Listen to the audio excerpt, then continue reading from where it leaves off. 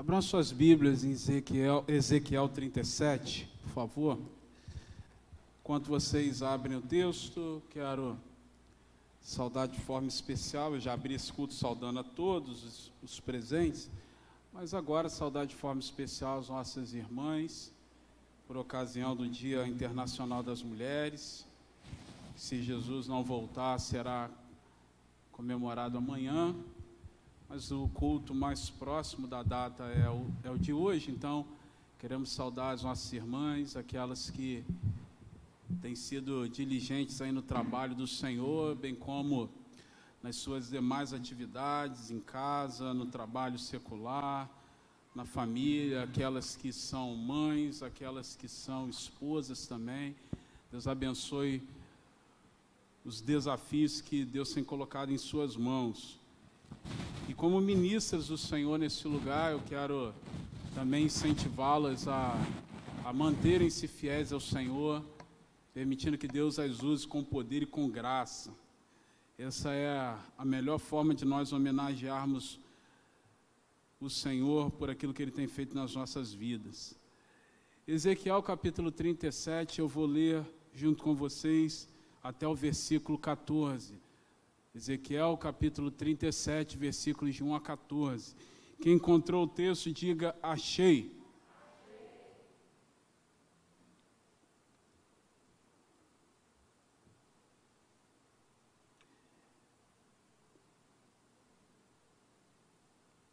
Diz assim o texto: a visão de um vale de ossos secos. Veio sobre mim a mão do Senhor, Ele me levou pelo Espírito do Senhor e me deixou no meio de um vale que estava cheio de ossos, e me fez andar ao redor deles. Eram muito numerosos na superfície do vale e estavam sequíssimos. Então me perguntou: filho do homem, acaso poderão viver ou reviver esses ossos? E eu respondi: Senhor Deus, tu sabes. Disse-me ele: profetiza a esses ossos e diz-lhes: ossos secos, ouvi a palavra do Senhor. Assim diz o Senhor Deus a esses ossos: eis que farei entrar o Espírito em vós e vivereis. Porei tendões sobre vós, farei crescer carne sobre vós, e sobre vós estenderei pele, e porei em vós o Espírito e vivereis. E sabereis que eu sou o Senhor. Então profetizei segundo me fora ordenado. Enquanto eu profetizava, houve um ruído, um barulho de ossos que batiam contra ossos e se ajuntavam cada osso ao seu osso. Olhei, e eis que havia tendões sobre eles, e cresceram as carnes, e se estendeu pele sobre eles, mas não havia neles o Espírito. Então ele me disse: profetiza ao Espírito, profetiza, ó filho do homem, e diz-lhe, assim diz o Senhor Deus: vem dos quatro ventos, ó Espírito, e assopra sobre esses mortos para que vivam. Profetizei como lhe me ordenara, e o Espírito entrou neles, e viveram, e se puseram em pé um exército sobremodo numeroso. Então me disse: filho do homem, esses ossos são toda a casa de Israel. Eis que dizem: os nossos ossos se secaram, e pereceu a nossa esperança. Então de todos estamos exterminados. Portanto, profetiza e diz-lhes: assim diz o Senhor Deus: eis que abrirei a vossa sepultura, e vos farei sair dela, ó povo meu, e vos trarei a terra de Israel. Sabereis que eu sou o Senhor, quando eu abrir a vossa sepultura e vos fizer sair dela, ó povo meu. Porém vós o meu Espírito e vivereis, e estabelecerei na vossa própria terra. Então sabereis que eu, o Senhor, disse isso, e o fiz, diz o Senhor. Só até aí, irmãos. Pois bem, esse texto que nós acabamos de ler é um texto clássico, famoso, muito conhecido, fala sobre a manifestação tremenda de Deus transformando ossos sequíssimos, espalhados, bagunçados no meio de um vale, em um exército poderoso. É bem difícil você encontrar pessoas que estão num tempo razoável como membro em alguma igreja que já não tenha lido esse texto, ouvido falar sobre esse texto, ou que ele mesmo já tenha em algum momento compartilhado, compartilhado algum princípio sobre Ezequiel 37, porque é um texto muito conhecido, é um texto muito famoso, é um texto que a gente pode dizer recorrente. E de forma também bem tranquila para nós a nível de interpretação e de entendimento, o próprio Deus no final do evento, ele diz de forma bem clara para Ezequiel o seguinte: esses ossos são toda a casa de Israel. Eles dizem que estão secos, eles dizem que estão longe, eles dizem que estão espalhados, eles dizem que estão sem vida, mas na verdade eu tenho o potencial e a iniciativa de fazer com que esse povo seja revigorado. Então, a nível de interpretação, é bem claro, bem simples para nós, que Deus está falando sobre revigoramentos, Deus está falando sobre restaurações, Deus está falando sobre avivamentos, Deus está falando sobre renovar alguma coisa. Então, algo que está morto, algo que está alijado de qualquer potencialidade de vida, de repente é tomado pela vida de Deus, é tomado pela explosão da graça, é tomado pela manifestação do Espírito Santo e vem de volta à vida, e a vida é trazida de volta, e a vida volta a se manifestar. E nós podemos e devemos fazer uma associação paralelo de tudo que nós consideramos está morto, está sem vida na nossa existência, com uma ação de Deus. Isso é muito claro. Alguém vai dizer: pastor, eu já posso até ir embora, porque isso ali, a nível de interpretação, já está claro. Eu sei que na maioria dos casos, na maioria das pessoas que aqui estão, isso já está, para a maioria das pessoas que aqui está, isso já está claro. Mas nós precisamos entender como acontece esse processo. Porque não é apenas saber que Deus quer ressuscitar áreas mortas na nossa vida, é saber que Deus quer ressuscitar áreas mortas na nossa vida e entendermos o processo, como isso acontece, quais elementos estão aqui inseridos, qual é a postura que Deus exige de nós. Porque se você perguntar, quem aqui deseja ver áreas mortas da sua vida ressurgirem? Quem aqui deseja ver áreas inutilizadas da sua vida revigorarem-se? Quem aqui deseja ver áreas inutilizadas da sua vida reviverem, passarem por um processo de avivamento? Eu tenho a plena certeza que não ficará uma pessoa de mãos abaixadas, porque todos nós queremos isso. Agora o desafio é a gente entender quais elementos estão inseridos, o que Deus espera de nós para que isso efetivamente aconteça. Aí quando nós olhamos esse texto, nós vemos a figura do profeta sendo colocada por Deus no meio de um vale, ossos secos, ossos sequíssimos e espalhados. E Deus mandando o profeta declarar palavras de bênçãos, declarar palavras de renovação.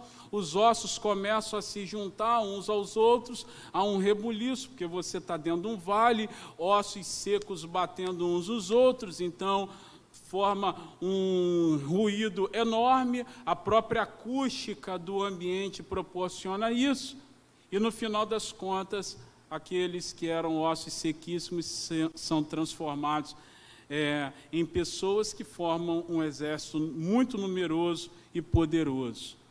Aí, nós olhamos o vale. O vale, dentro do texto bíblico, ele é representativo de coisas controvertidas, de coisas estranhas, de coisas que nós não conseguimos controlar muito bem. É um lugar de introspecção, é um lugar onde você passa por um momento de reflexão, é um momento geralmente associado, é um ambiente, geralmente associado a um ambiente de crise. Então ninguém quer estar no vale, Ninguém quer estar nesse ambiente que no texto de Ezequiel 37 é representado aqui por um vale. Ele está cheio de ossos sequíssimos, está.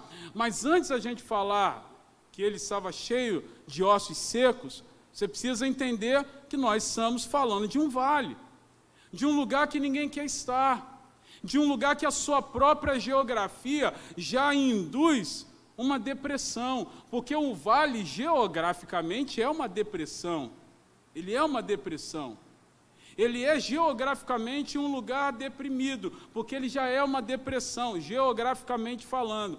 Na conjuntura emocional, ele também nos leva ao entendimento de que não é um ambiente de festa, não é um ambiente celebrativo, e por isso as pessoas não querem estar naturalmente no vale.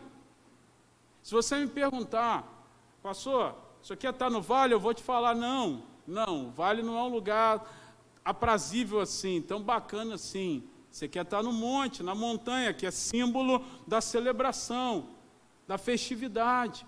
Você quer estar diante de uma praia, você quer estar numa cachoeira muito bela, mas você não quer estar lá dentro de um vale, num lugar de introspecção, num lugar que sugere um ambiente solitário. Você não quer estar ali.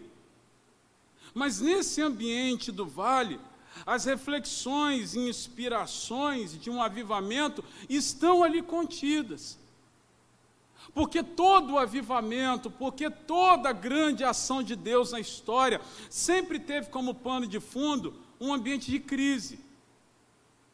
Olhe a história, pesquise a história. Todos os grandes avivamentos, todas as grandes ações de Deus na história do relacionamento dele com o ser humano aconteceram nos ambientes de crise, nos ambientes onde ninguém dava nada, nos ambientes onde as pessoas diziam, olha, para Deus fazer alguma coisa aqui, muitas outras coisas precisam acontecer, inclusive a gente sair desse ambiente. Mas nós vemos ao longo da história que quando Deus quer fazer, Ele faz a partir da disponibilidade do ser humano, independentemente do ambiente que o cerca. E para a curiosidade, e para a surpresa, melhor dizendo, de muitos, Deus geralmente faz coisas grandes nos ambientes incontroversos, nos ambientes estranhos. É impossível você não sair da inércia, você não se apresentar diante de Deus para algo novo na sua vida, olhando para Ezequiel 37 e entendendo os elementos que Deus usa para fazer algo grande. Eu não quero falar aqui nessa manhã apenas do avivamento da igreja. Eu não quero apenas aqui nessa manhã falar das renovações que Deus quer fazer no meio da igreja, como comunidade. Eu não quero apenas aqui nessa manhã falar do que Deus pode e quer fazer nesse nosso ambiente ministerial e comunitário. Eu quero falar dos avivamentos, das renovações que Deus pode e quer fazer nesse nosso ambiente comunitário de fé ministerial, que nós chamamos de igreja, também nos ambientes familiares, no seu casamento, no seu trabalho secular, no ministério que Deus colocou na sua mão, na perspectiva de ministro e de ministra, não como igreja, não um grupão. Quero falar dos ambientes de avivamento, das renovações que Deus quer fazer na sua alma, nas suas emoções. Porque tem gente que respira, tem gente que caminha, tem gente que dorme e acorda pela manhã, tem gente que tem a respiração animal, tem gente que se mobiliza e se locomove, mas está morta emocionalmente. Precisa ressurgir. Precisa sair desse ambiente de morte, precisa olhar o vale não como final, mas como início de algo grande que Deus pode fazer. O texto que nós estamos inseridos, Ezequiel 37, de 1 a 14, mostra que Deus queria mostrar ao seu povo que era como um vale de ossos secos, que Ele desejava fazer um avivamento, mas além de mostrar que Ele queria fazer, mostrar como esse avivamento se manifestaria. Primeiro elemento que está contido aqui é o elemento do profeta. Você consegue ver alguma coisa acontecendo aqui sem essa figura do profeta? Sem a personagem aqui do profeta? Você consegue perceber aqui alguma coisa grande sendo feita sem essa personagem tão significativa no evento que é o profeta Ezequiel? Alguém vai falar, mas pastor, Deus não precisa do ser humano para fazer nada. Concordo. Deus não precisa do ser humano para fazer nada. Só que Ele, na sua onipotência, na sua onisciência, mesmo na sua onipresença, ou seja, Ele não tem limites na sua atuação, Ele, na sua soberania, desejou usar o ser humano. Então são coisas diferentes. Ele não precisa, mas Ele desejou usar o ser humano. Então Deus vai usar sempre o seu profeta. Deus pega o profeta e o coloca no meio do caos. Deus pega o profeta Ezequiel e o coloca no meio de um vale de ossos secos. Então entenda, tudo começa com a figura do profeta, que é alguém que Deus usa. Tudo começa com um profeta de Deus, com uma profetisa de Deus, com um homem ou com uma mulher que Deus quer usar. Eu vou repetir, para que fique bem claro, Deus não precisaria do ser humano para fazer nada, mas Ele desejou fazer dessa forma. Se Ele tivesse criado o ser humano a partir de uma outra perspectiva, eu estaria aqui falando outra coisa, estaria dizendo aqui algo diferente, mas Deus fez assim. Ele não precisava, mas Ele entendeu que esse era o melhor, e Ele fez dessa forma. Ele fez o ser humano, Ele fez eu e vocês, co-participantes de uma grande obra. Ele nos fez, segundo o texto bíblico, segundo a nomenclatura bíblica, cooperadores dEle. Nós não podemos esperar que Deus faça a sua obra sem nos apresentarmos para isso. Porque toda vez que Deus vai fazer alguma coisa, Ele vai fazer mediante os seus profetas. A própria Bíblia diz que Deus nada faz sem antes revelar isso aos homens e às mulheres que andam com Ele. Então entenda que se nós esperamos um avivamento aqui, se nós esperamos um ressurgimento do nosso casamento, se nós esperamos o ressurgimento das nossas relações, se nós esperamos o ressurgimento da nossa vida cotidiana de forma saudável, se nós esperamos o ressurgimento das nossas emoções equilibradas, Deus nada fará sem antes o profeta ou a profetisa dele se apresentar. Deus não vai fazer nada na sua vida sem que você entenda a sua coparticipação nisso. Você e eu não temos competência de subir ao madeiro, de morrer na cruz, de sacrificarmos-nos pelos nossos próprios pecados e as nossas vidas. Isso não é possível e não há qualquer necessidade mais disso.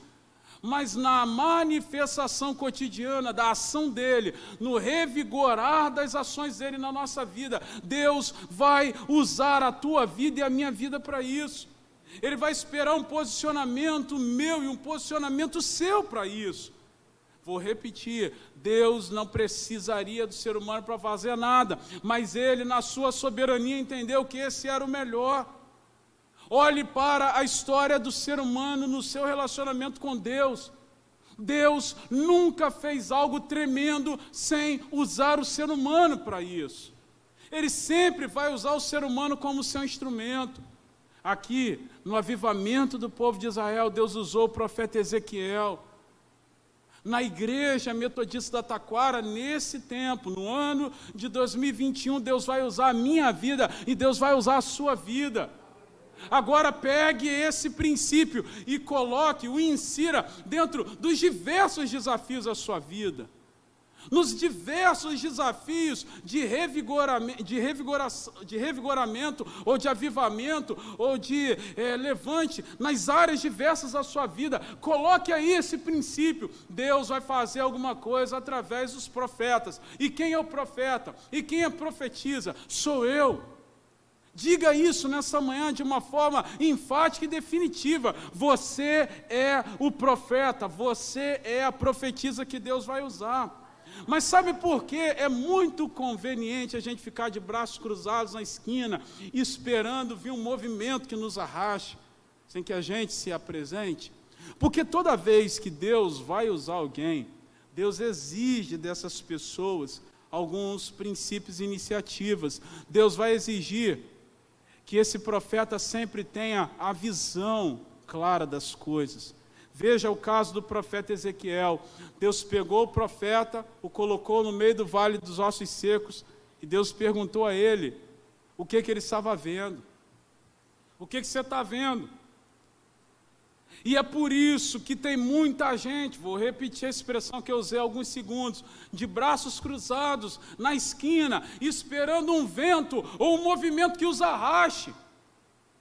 É muito conveniente para muitas pessoas fazerem assim, porque quando se apresentam para serem os profetas e as profetisas de Deus, vão ter que desenvolver a habilidade de enxergar, de olhar as coisas, de ter a capacidade de discernir o que está vendo.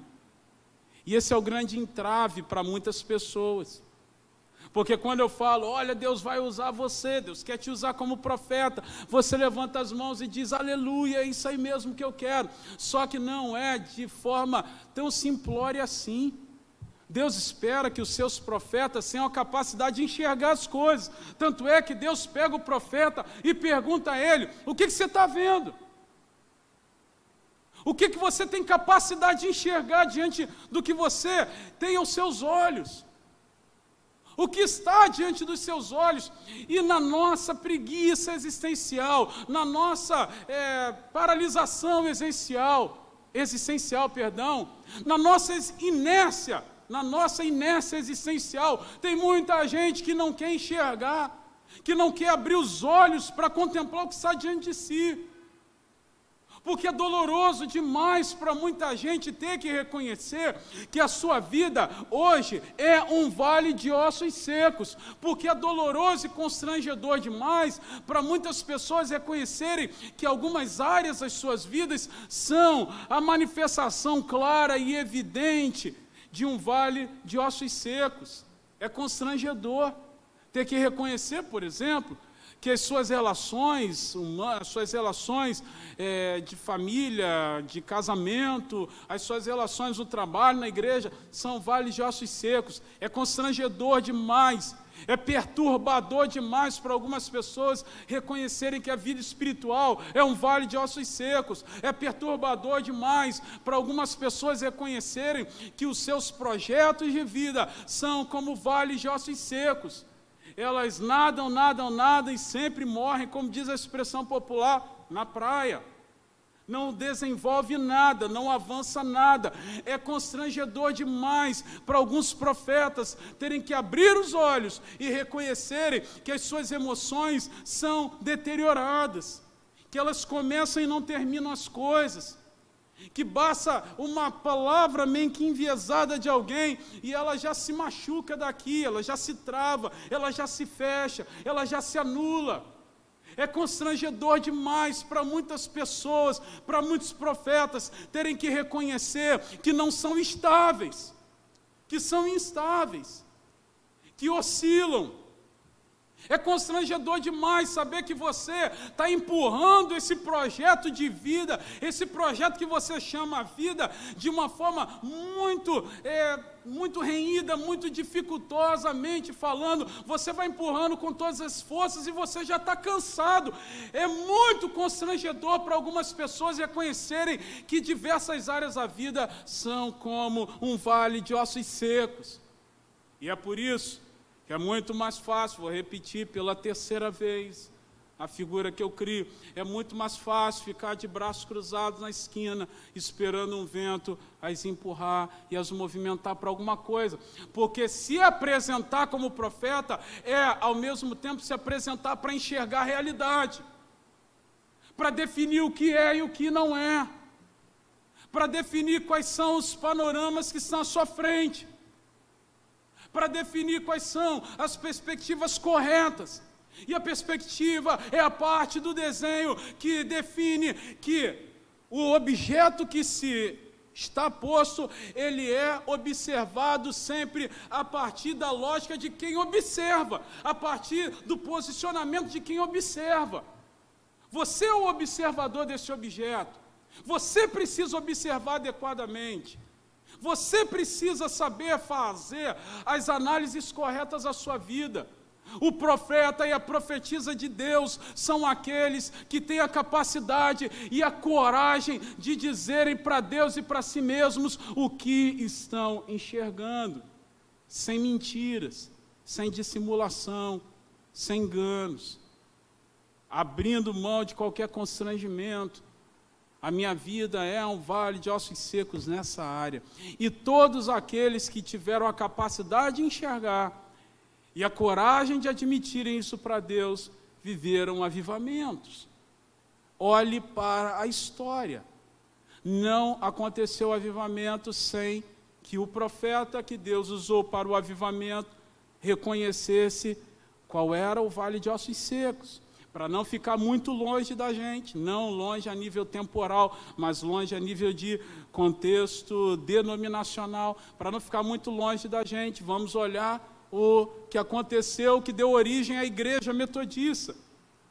John Wesley, que foi um grande pastor da igreja anglicana, que tinha a ambição de reformar a igreja anglicana, a ponto de que ela experimentasse um avivamento, e viesse a ser a imagem e a semelhança do que Deus tinha para a Inglaterra e para o mundo.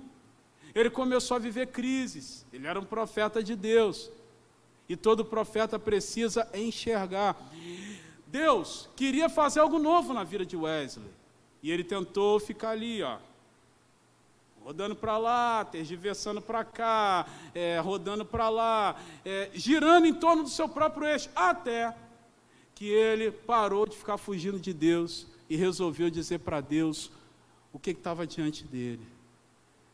Quando ele voltou da sua viagem missionária, que acabou não sendo bem sucedida, ele foi da Inglaterra para o que hoje nós conhecemos como Estados Unidos da América, e na volta ele escreveu na sua, como é que se fala? Diário. Ele escreveu no seu diário, eu ia falar agenda, mas ele escreveu no seu diário: fui à América converter os índios, mas quem me converterá, ó Deus? Sabe por que ele declarou isso? Sabe por que ele registrou isso na sua agenda? Sabe por que nós sabemos que ele declarou isso há muitos anos atrás? Porque ele estava tentando fugir de si mesmo. Até que ele chegou à conclusão: fui à América converter índios, não converti um índio. Fui à América construir uma igreja em Savana, não construí nada. E para quem conhece um pouquinho da história dos primórdios do metodismo, sabe que ele teve que sair de lá correndo, por problemas emocionais. Ele teve que sair de lá correndo, para não ser preso. Ou seja, tudo deu errado para ele. Mas por que deu errado? Porque ele achava que encontraria a solução da sua vida, a satisfação ministerial, a manifestação de uma vida ministerial bem-sucedida, fazendo aquilo que o protocolo de um bom ministro dizia para ele. O que um bom ministro deve fazer? Um bom ministro deve abrir o culto no domingo pela manhã, deve subir ao altar, deve pregar à sua comunidade. Um bom ministro deve saber cantar e impor à igreja um padrão musical para que a igreja cante junto. Um bom ministro deve saber colocar em suas mãos sobre a cabeça das pessoas e declarar frases de efeito ou frases protocolares de bênção.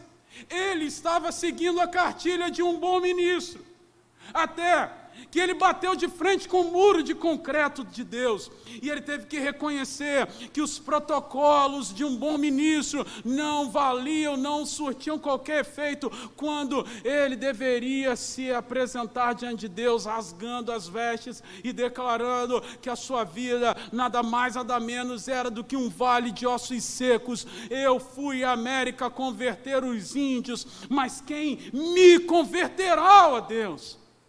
Quem dará conta da minha própria alma? Quando ele reconheceu que a satisfação em Deus não viria pelos protocolos ministeriais, não que eles não devam ser cumpridos, mas não viria exclusivamente por isso, mas Ao reconhecer, ao enxergar o que estava diante dos seus olhos, Deus começou a fazer uma grande obra através da vida de John Wesley. Em 1738, eram 8 a 10 metodistas na Inglaterra. Em 1791, quando John Wesley morreu, eram mais de 70 mil metodistas em toda a Europa, fora aqueles que estavam nos Estados Unidos da América. Fora os que estavam nos Estados Unidos da América. 70 mil só na Europa. Um avivamento varreu aquele lugar. Um avivamento se manifestou a partir de um profeta que enxergou o que estava diante dele. Um avivamento pode acontecer no seu casamento se você abrir os olhos para enxergar o que está diante dele. Um avivamento pode ocorrer nas suas emoções se você abrir os seus olhos para reconhecer aonde a sua alma rachou. Um avivamento pode acontecer na nossa igreja se nós nos desvencilharmos de todo o passado que não presta e nos revestirmos a unção que Deus está liberando nesse tempo para nós. Se nós, como homens e mulheres que têm as suas atividades seculares, o seu trabalho secular, abrirmos os nossos olhos para entender o que Deus tem para a nossa vida nesse tempo, eu declaro sobre a tua vida que todo vale de ossos secos será revertido num grande exército vivo, que glorificará o nome de Deus através da sua vida. Mas Deus, em primeiro lugar, Ele quer usar os seus homens e as suas mulheres, e esses homens e mulheres precisam enxergar o que está diante de si. Não basta apenas dizer: Senhor, eu sou aqui, sou profeta. Deus quer que você enxergue. Deus quer que você tenha condições e competência de declarar o que está diante de você. Qual é o entrave, qual é o problema, qual é a debilidade, qual é a dificuldade, qual é a instabilidade, aonde a alma rachou, aonde está vazando vida de dentro da sua alma, de onde as coisas não, as coisas não estão funcionando. Você tem que ser capaz de enxergar e dizer para Deus que te colocou nesse vale, onde você está e o que está diante dos seus olhos. Uma outra coisa que os profetas precisam é confiar na palavra de Deus, porque quando Deus perguntou ao profeta Ezequiel: meu amigo, você crê que esses ossos podem se transformar num grande exército? Você vê o que Ezequiel fez? Ele jogou para Deus. Ele falou: tu sabes. Não foi ali a manifestação de alguém tão covarde que não quis responder diretamente a Deus, não. Pelo contrário, foi a manifestação de alguém que reconhecia naquele momento todo o poderio de Deus, todo o potencial de Deus para fazê-lo. E ele disse: Senhor, é contigo mesmo. Se o Senhor quiser, isso pode acontecer. Está nas tuas mãos. E é por isso, e eu repito, tem muitos profetas, e aqui todos são profetas ou profetisas de Deus. Você que está me assistindo agora, você é um profeta de Deus, você é uma profetisa do alto. Mas tem muitos profetas que preferem cruzar os braços, ficarem paradões na esquina esperando alguma coisa vir empurrá-los. Mas eles não querem se assumir como pessoas que precisam enxergar, precisam ter clareza. Pessoas que precisam acreditar extremamente na palavra de Deus. É o Senhor quem sabe. Escute o que eu vou te falar. Deus, Ele pode usar qualquer coisa para fazer um avivamento. Você sabia que Deus pode usar esse chaveiro aqui de carro para fazer um avivamento? Você sabia que Deus pode usar esse telefone para fazer um avivamento? Você sabia que Deus pode usar esse paletó que eu uso para fazer um avivamento? Você crê nisso? Sim ou não? Isso é verdade. Deus pode usar essa vasilha aqui de álcool para fazer um avivamento. Deus pode usar esse copo de água para fazer um avivamento. Deus pode fazer um avivamento de qualquer coisa, Ele é Deus. Não limite o que Deus pode fazer, porque todas as coisas belas e complexas que você vê ao seu redor, Deus fez do nada. Deus fez do nada. Aí no seu crânio, tem mais de 10 milhões de conexões nervosas, fios entrelaçados aí, E está tudo no lugar, todas as coisas sabem o que devem fazer. Aí no seu corpo, existem diversos órgãos e todos eles sabem o que devem fazer. Todos eles sabem o que devem fazer. Agora é hora de você fazer isso. Agora eu terminei o meu trabalho, agora você entra e faz isso. Olha, eu já terminei o meu trabalho, agora você faz o seu papel. Cada órgão do seu corpo sabe o que deve fazer. Então não limite o que Deus pode fazer. Deus pode fazer avivamento do nada. Só que Deus resolveu fazer avivamentos a partir de mim e de vocês. Deus resolveu fazer avivamentos através da minha vida. Deus resolveu fazer avivamentos através da tua vida. Deus desejou usar a sua imagem, a sua semelhança, que sou eu e é você, para fazer grandes coisas. E você, parado na esquina, de braços cruzados, esperando alguma coisa vir e te empurrar, quando, na verdade, o que Deus precisa para fazer algo grande na sua vida, Deus já fez, que é você. Olhe-se no espelho, você é o instrumento que Deus quer usar para que grandes coisas aconteçam na sua vida e nesse ambiente comunitário que nós chamamos igreja.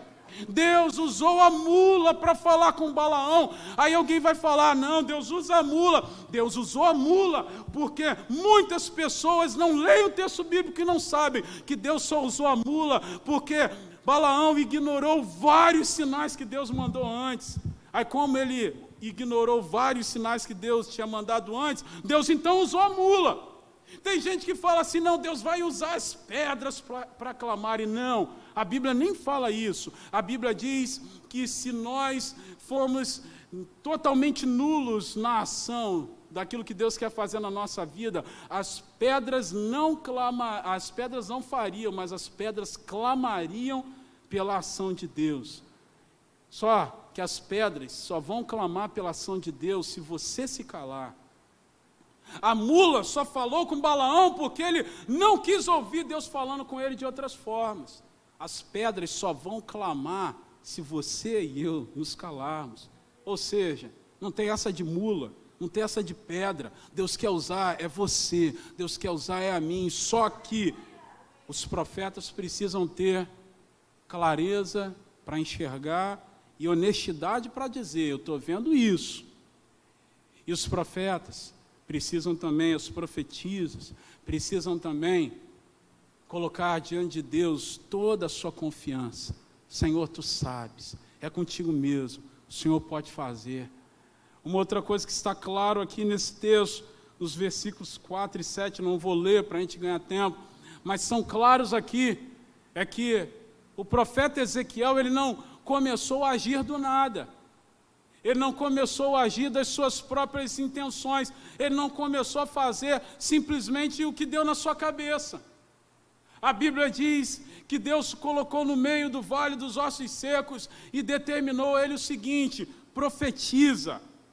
Profetiza aos quatro cantos para que o vento venha, para que algo aconteça aqui. Porque esses ossos são toda a casa de Israel. Deus deu a ele uma revelação. Sabe por que tem muita gente que não vive o melhor de Deus na sua vida? Porque não tem revelação de Deus, porque não tem uma palavra de Deus. Aí o camarada acha de forma reducionista, de forma limitada, rasteira, rasa. O camarada acha que revelação é só quando alguém se levanta no meio da igreja e aponta o dedo para ele e fala, olha, eis que te digo isso, isso, isso. Essa revelação é também. Mas são casos esporádicos, não é a manifestação comum da ação de Deus. A manifestação comum da ação de Deus é quando você rasga o coração, aí ele vai falar, ele vai revelar a você através de uma outra pessoa, através da Bíblia, através da pregação que é anunciada, através de uma frase que você lê no outdoor na rua, através de uma frase que você lê no emblema, no carro de alguém que está na sua frente, através de uma frase na camisa de alguém que você cruza no calçadão. Ou seja, Deus, ele tem várias formas de trazer a sua revelação, mas você tem que buscá-la. Então a revelação é sempre o que Deus deixa claro dos seus propósitos. E Deus sempre fez assim. Olha, no início do mundo, Deus pegou os primeiros seres humanos e deixou claro para eles o que era e o que não era. Meu chapa, olha só, aqui é o seguinte, tem todas essas árvores aí, você pode comer do fruto de todas elas, menos do fruto daquela árvore ali. O dia que você comer dela, você vai morrer. Deus deixou claro ou não a sua revelação? Estava claro. Vai quem quer. Tampa para esse negócio aí quem quiser, mas está clara a revelação. Olhe para Noé. Quando Deus resolveu refazer tudo, Ele não enganou o ser humano. Ele usou Noé para anunciar, rapaziada, olha, o negócio está estreitando. Chegou em Deus a provocação do ser humano pelo seu pecado. Vamos nos arrepender, porque Deus está na iminência de acabar com tudo. Ele vai mandar água, vai chover, inclusive eu vou construir uma arca para proteger a minha família. Aí começaram a caçoar de Noé. Veio a chuva, 40 dias chovendo torrencialmente, acabou com tudo. Mas alguém pode dizer que a revelação não foi posta claramente? Veja o caso de Abraão. Deus chamou Abraão em Gênesis 12 e disse a ele o seguinte: meu amigo, a questão é a seguinte, eu quero fazer da tua família referência para as outras. Quem olhar para a tua família vai saber como é andar comigo, e é por aí que eu quero. Estava clara a revelação de Deus. Olhe para o profeta Abacuque. Abacuque, capítulo 2, versículo 2. Deus pegou o profeta Abacuque e disse a ele o seguinte: escreva em letras garrafais, até quem passe correndo consiga entender a revelação que eu estou te dando. A revelação de Deus é sempre clara. Porque não existe avivamento, não existe coisa nova de Deus, não existem coisas novas de Deus que se manifestam sem uma revelação de Deus. Não adianta, me perdoe a expressão que eu vou usar aqui agora, não adianta você ir na orelhada, não adianta você ir na força do seu próprio braço, não adianta você ir do seu próprio jeito. Ah, pastor, eu tenho uma boa vontade, eu tenho uma boa intenção, eu quero que o meu casamento dê certo, eu quero que os meus relacionamentos deem certo, eu quero que o meu trabalho prospere, eu quero que a minha igreja cresça, eu quero que o meu ministério se desenvolva, eu tenho uma boa vontade, eu tenho uma boa intenção. Isso não é o bastante. Você vai precisar de revelação de Deus, porque é a revelação de Deus que nos tira do caminho do mal. Eu preguei aqui no final do ano, foi no Natal, preguei aqui sobre, foi domingo depois do Natal, eu preguei aqui sobre os reis magos. Eles foram ao encontro do menino Jesus e Herodes falou para eles: olha, vocês vão lá, adorem e voltem e me digam onde ele está para que eu possa ir adorá-lo. Só que eles não sabiam que aquela era uma estratégia de Herodes para saber a localização da criança para matá-la. Eles não sabiam disso. Só que a Bíblia disse que quando eles encontraram o menino, o Espírito Santo os revelou a voltar por um outro caminho. Porque se eles voltassem pelo mesmo caminho, Herodes iria matar a criança. O Espírito Santo revelou que eles voltassem por um outro caminho. Deram uma pernada no Herodes e até hoje ele está lá esperando os magos do Oriente dizerem onde o menino Jesus estava. Até hoje ele está lá esperando. Sabe por quê? Porque eles receberam uma revelação do Espírito para voltarem por um outro caminho. Quando nós temos boas intenções, mas sem revelação do Espírito, você pode estar entregando sempre de mão beijada ao inimigo das nossas almas as coisas preciosas que Deus gostaria muito de usar através da tua vida. Porque boa vontade não sensibiliza a Deus. Boa vontade sensibiliza a sua avó para te dar mais doce. Boa vontade sensibiliza a sua tia para te dar um dinheirinho para você comprar uma pipa na esquina. Pelo menos na minha época era assim, né? Eu gostava de cortar o cabelo lá do esposo da minha avó, porque minha avó era separada do meu avô já tinha morrido. Eu gostava de cortar o cabelo dele porque ele me dava sempre R$14. Aí você vai perguntar, por que 14? Eu não sei.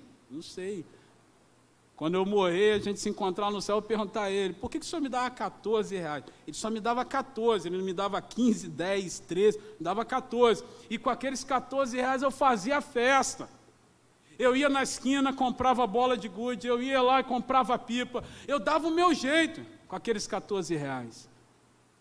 Então, Deus não é o nosso vovô, a nossa titia, que com a nossa boa intenção Ele nos dá presentes. Deus, Ele nos dá presentes com a nossa atitude correta. Atitude correta. Eu tenho uma boa vontade. Não, você precisa de revelação de Deus, porque senão você vai continuar voltando sempre pelo mesmo caminho, entregando de mão beijada nas mãos de Herodes a sua preciosidade. Quais são as revelações que Deus tem te dado nesses dias?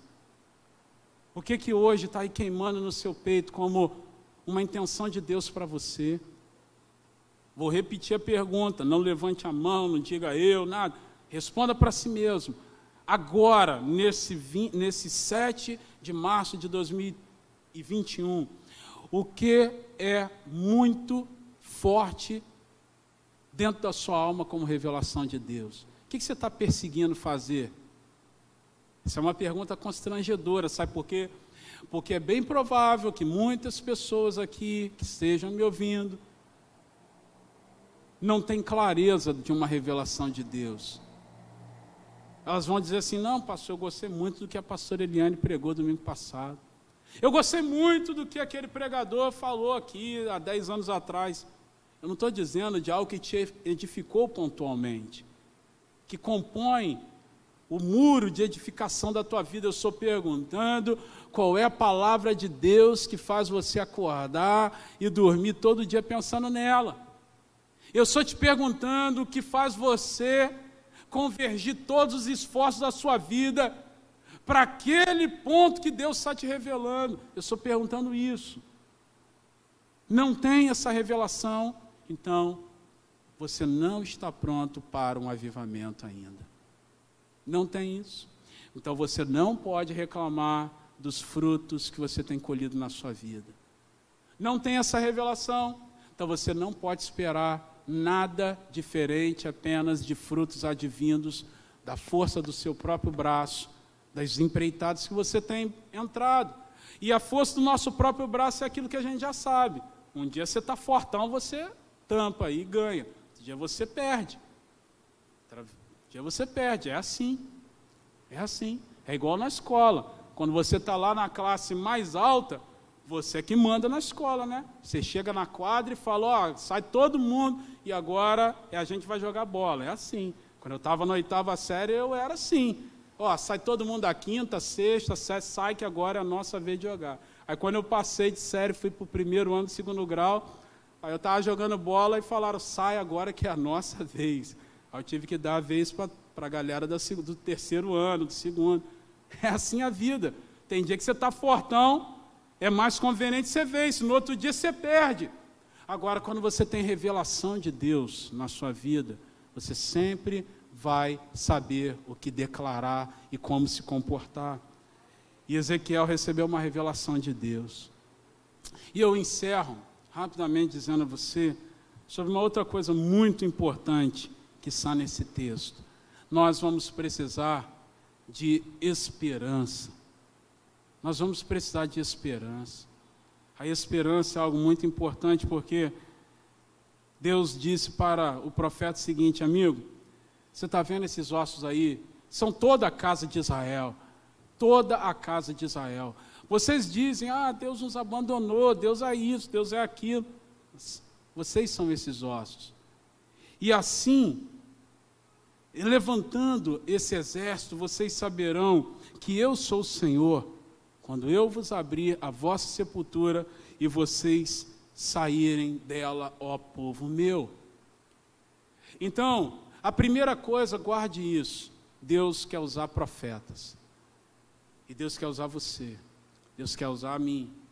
E Deus quer nos usar não apenas com as nossas boas intencionalidades, mas com a capacidade de enxergar o presente, o que está acontecendo, ter clareza de confessar pecados no altar de Deus, ter clareza de reconhecer o que não está funcionando, ter clareza de reconhecer essa área aqui é vale de ossos secos na minha vida, ter clareza de tributar a Deus toda a fé. Senhor, Tu sabes, está nas Tuas mãos, eu confio em Ti.